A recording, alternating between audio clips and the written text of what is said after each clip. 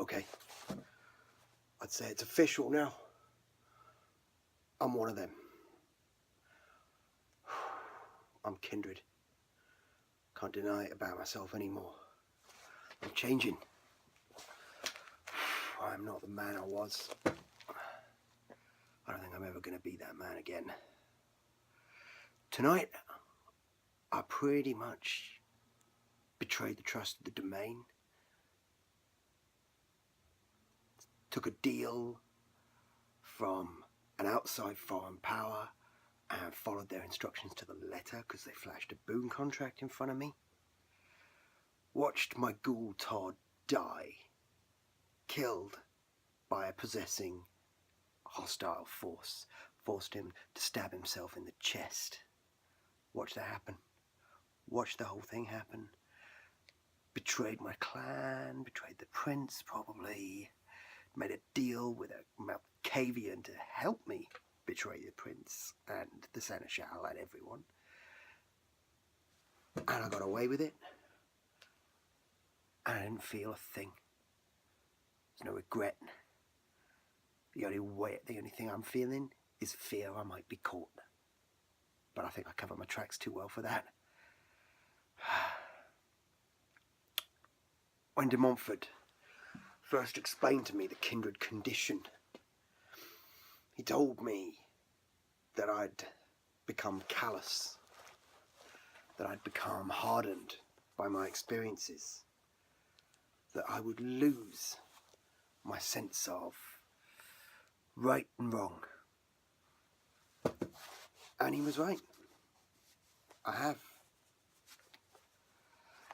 There is no right and wrong anymore. There is only survival and business. I said I was different. I said, I'm different. Look at me. Look at me. I'm not like you, de Montfort. I'm not like you. I'm not pale-skinned. I'm not a walking corpse. My heart still beats. My flesh is still warm. Everything's still alive. I'm not going to be like you. I'm not going to become a cold, calloused, calculating bastard. Well, tonight, he showed me that truth. Tonight, the words of de Montfort rang clear in my ears. Just explain what I did, really. We turn up to the conclave. Usual affair, I'm standing guard over the prince. There's all this chatter about the bombs that went off and how they're connected to the butcher. New Nosferatu turned up. See how long this one stays before it disappears into our sewers. No one seems to give a shit that the Nosferatu are disappearing.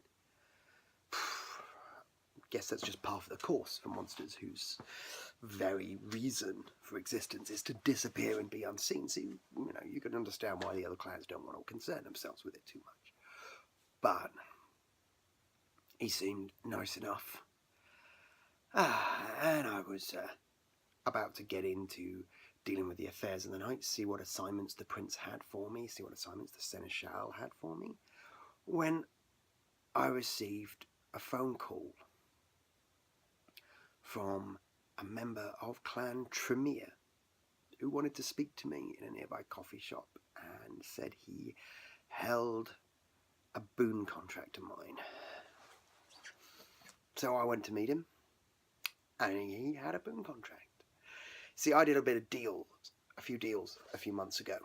Mr. Conclave had to get some extra security pumped up on the club because of concern over the razors, so I pulled a deal with this one of the local kindred, a couple of local bourgeois, got them to put me up, got them to eliminate a couple of targets for me, the normal kind of like security exchange, but I ended up leaning on them a lot because Todd, my ghoul, has been out of action, so my security is fucking compromised.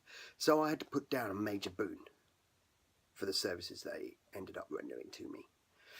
And it looks like that boon traded hands a couple of times, as boons are wont to, and they swapped my boon with them for a boon with this Clan Tremere, or a member of Clan Tremere, and this member of Clan Tremere, who did tell me his name, but I can't remember it. It was something weird and mystical, like Erasmus.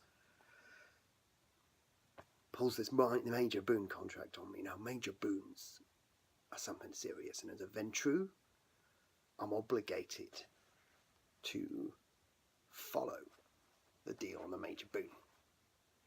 And he told me that he required me to get hold of some materials for them that were located at various points around the city. Some computer components, primarily some radar arrays, some stacks of disks needed to be extracted, which why they came to me in the first place. I'm one of the few kindred that actually even knows what a radar array is. And some other items that they needed retrieving in quick order, and they said that others would be searching for them, so some celerity would be appreciated. So they also told me that I could bring one person with me and ensure they also add their non-disclosure. This whole thing, the big part of the deal was non-disclosure. No one else could know what I was doing for the Tremere. So I went, fuck it. I can't turn down a boon contract, or I'm labelled a boon breaker. And that's fucking the worst thing you can get labelled in a domain. That's you fucked if you're labelled a boon breaker status-wise. So, took the boon, I took the conditions, and I decided, well, if I need to steal a load of stuff, if I need to sneak into a load of places and steal stuff, who do I want? I don't want Kincaid, because A, he can't keep his mouth shut about anything, and 2, he's not exactly subtle. Who else have I got in my hand?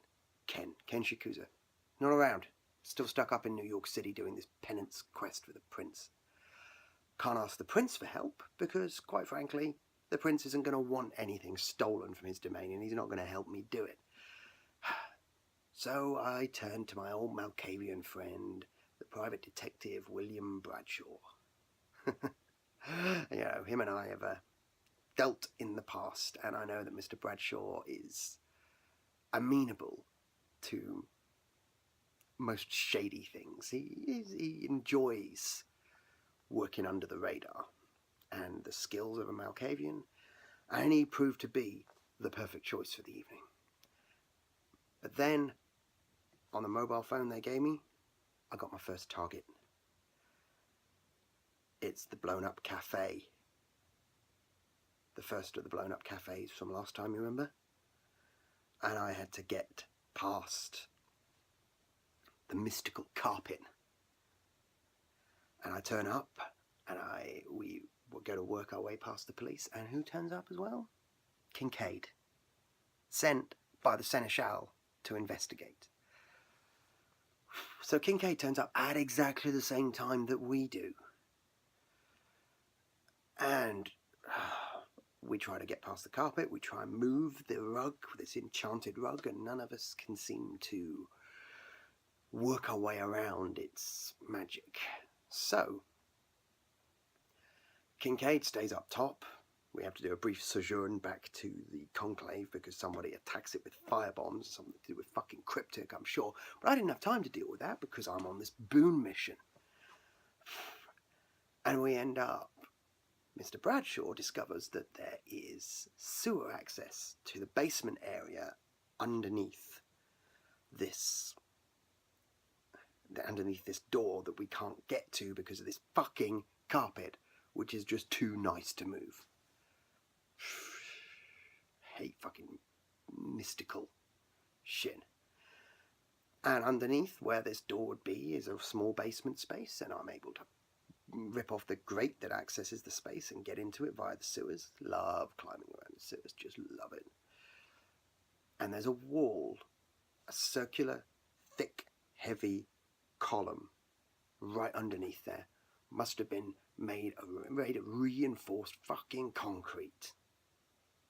Should have been utterly impenetrable. You could see they'd gone to every means to ensure that it's utterly impenetrable. Don't think they were counting on someone with the blood of Mithras in his veins getting down there, because I just punched my way through the concrete. Not subtle, not clever, but it fucking worked. So tunneled my way through the concrete into this tiny little space, and on the wall there's this metal etching of what looks like Mercury, Greek god of messengers or something.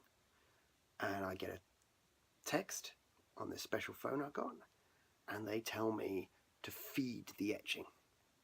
So I give it a tiny bit of my blood, and it shimmers, and I walk through the wall, which just becomes translucent. In the meantime, Kincaid's up top trying to work out what the hell to do. And I can hear him muttering around up there whilst Bradshaw is ready to back me up out just outside the sewer gate. And I've got my bag ready, and I walk through, and there's all these 3 mystical artifacts on the shelves. And there's some kind of fucking mystical arcane computer system. And first of all, it's got these security cameras that are observing all these different points around, first of all, the local locale, and the other 2 cameras, 3 of the cameras at the bottom, are observing each of the cafe locations. But there's no fucking cameras in these places. They're just observing somehow. So they've either concealed the cameras, or they're using some form of mystical, clairvoyant observation. And in the meantime, the other monitor's doing some weird, mystical, matrix-like code, that operating system just beyond me. So I quickly gather everything up that I'm supposed to gather. I undo all of the component parts from the computer. I get everything into the bag. I step back through the mystical wall, not wanting to ask any fucking questions. I hand the bag to Bradshaw.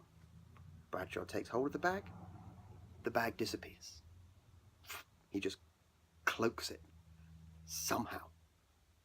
Fantastic. Didn't even know. I didn't even fucking know he could do that. He just cloaks it. The bag is gone. We walk back up, and Kincaid is just mystified, and I tell him there was nothing there. There was some weird metal etching I couldn't get past. I lie through my teeth to my fellow Primogen. They're hunting this, and so then I get a message once we get back to the conclave. Hanging around for a little bit, talk with a few people. There's some more weird shit going on where the harpy appears to want to sample the prince's blood. I don't even know what that's about. Everyone's really worried because this inert blood effect that we thought was connected to the vaccines is infecting. It actually seems to be some kind of viral effect. It's messed up, man. Totally fucking messed up. And I get my next message. And of course, it's the next cafe. It's the one that didn't blow up. And I broke in there last time, and I disarmed the bomb. So the only reason this cafe's intact is because of me.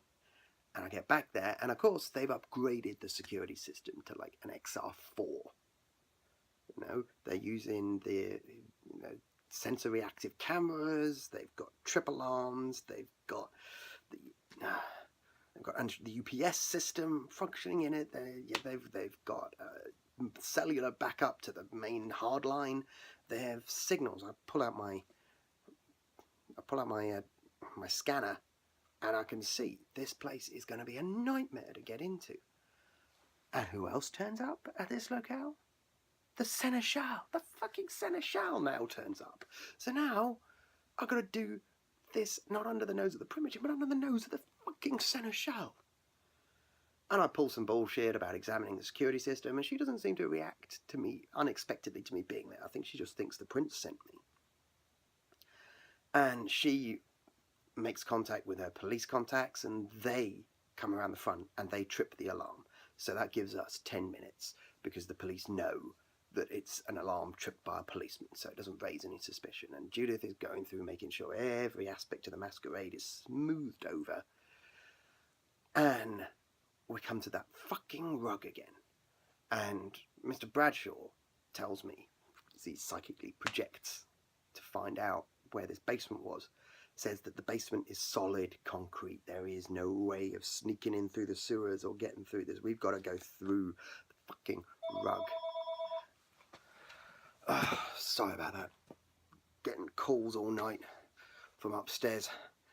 Todd gone, security's gone to shit. So anyway, Bradshaw says we've got to go through the rug, and that's the only way through the rug. So I'm like, oh God, we cannot work this thing out. And it must be something to do with Toreador. It must be some kind of ability they have that they can look through this. They can see it from an artistic point of view. I don't know. But Roman just walks up to the rug and pulls it out of the way. I don't know how. I don't know how. It must be some weird Toreador thing. So, Toreador's moved the rug for us. All's fine, all's good. I just say to Roman, because she told me that when she went to the previous location that I went to, that apparently everything was melting down into hot metal. So I told Roman I'd better go down there first because I'm a little more resilient and let me see what I can work out.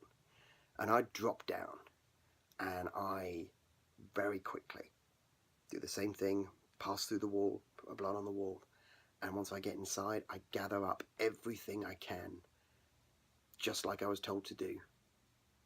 Except I notice on the security monitors at the third location, at the third cafe, the one over in Branford, someone's already there. And according to Judith Roman, that's the butcher. The butcher is descending into the third locale. So I gather everything I can up. I hand the bag to Bradshaw, who's come down with me. He conceals it. And then Roman comes down. And she starts to try and work the wall, but I forget to tell her that you need to activate a little bit of blood on the palm of your hand. Well, I forget. I decide it's best if she doesn't go investigating too hard, because, you know, the Toreador can find things out. So everything starts melting down again. I have to jump to get her out of there and smash my head on the ceiling, which is not really too much of a problem, but, you know, made a confusing mess for the people who are going to, for the forensics team that's going to come around. And we get the fuck out of there. And again, right under the nose, the fucking seneschal, I pull it off. So we get back to the locale, and I decide to be proactive. So when no one's looking, I text this Tremere, and I say, third location already compromised. And their response is, you may want to consider containment. I don't know what happened from then on, but they said they didn't send me to the third location.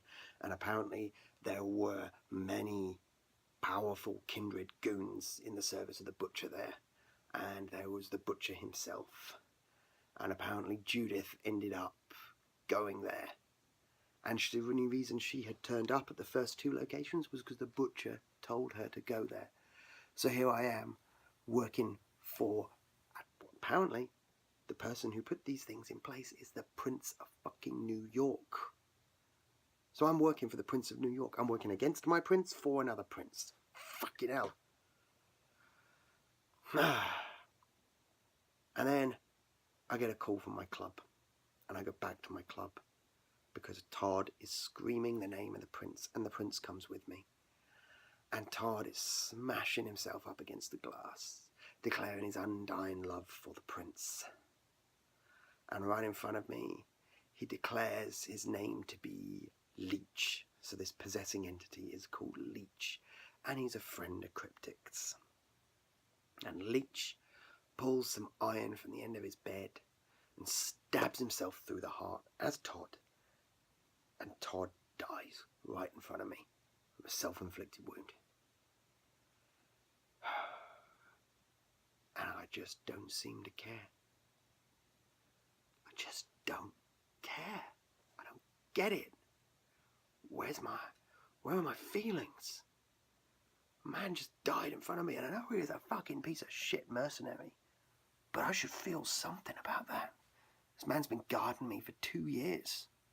And he just passes away in front of me. And I just dismiss it.